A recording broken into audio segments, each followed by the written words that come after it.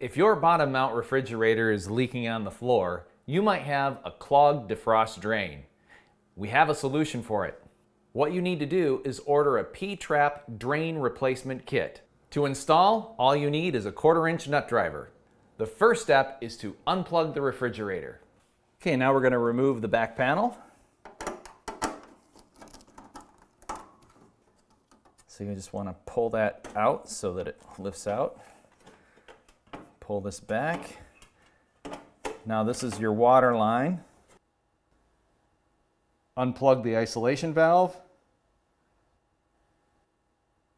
Now depending on your model, you may run into a few snags. And this snag right here was the fan. Still, we just needed a 1/4-inch nut driver, and we unscrewed the fan, we unplugged it, and we just had to move it out to the side. You don't even have to get it all the way out. You just set it to the back, and that way you can see this tube right here that's running down. You have to dislodge it. There's a little clip that holds it.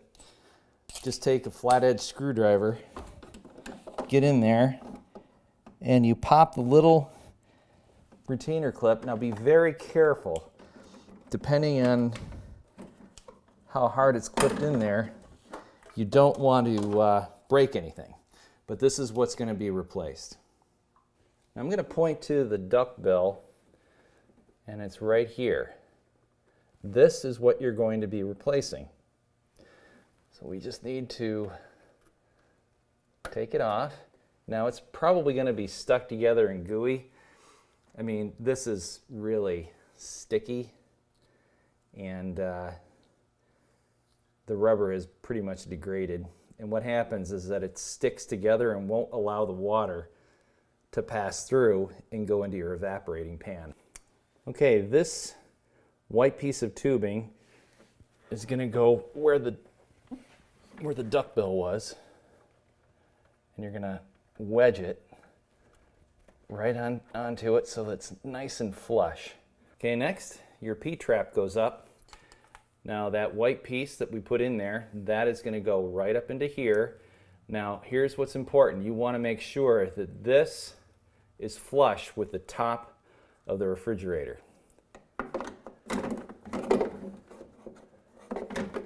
You have to wrestle it in there. There we go.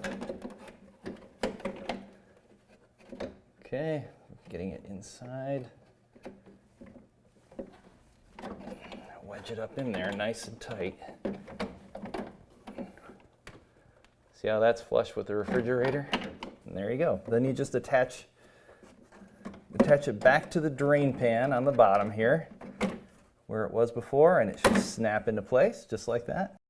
If your evaporator fan on your refrigerator is not in the way, please don't remove it. Just insert the P-trap and lock it in place. Okay, now it's time to button everything back up. We've got our fan. I'm going to reattach it. Plug the isolation valve back in. We're going to make sure that our cord is nestled back on the slot on the back here.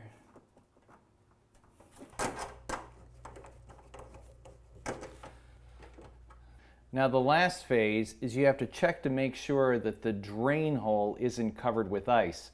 All this work is meaningless unless it's uncovered. And as you can see in the back here, there is ice forming right where the drain tube is. So it's recommended that you take all of your food out of the refrigerator and let it sit for 24 hours. While your refrigerator is in defrost mode, you are going to place a towel on the bottom of the floor in front of the freezer. Another place you're going to put a towel is inside the freezer in the basin, because this is where all of your ice is going to be melting, and this towel is going to capture most of it. So that'll protect your floor. Once your refrigerator is completely defrosted, you plug it back in and let it get back to temperature. Then you load your food inside and you're done. Please subscribe to our channel. We upload videos every week to help you with your appliances. And please remember to always use your use and care guide.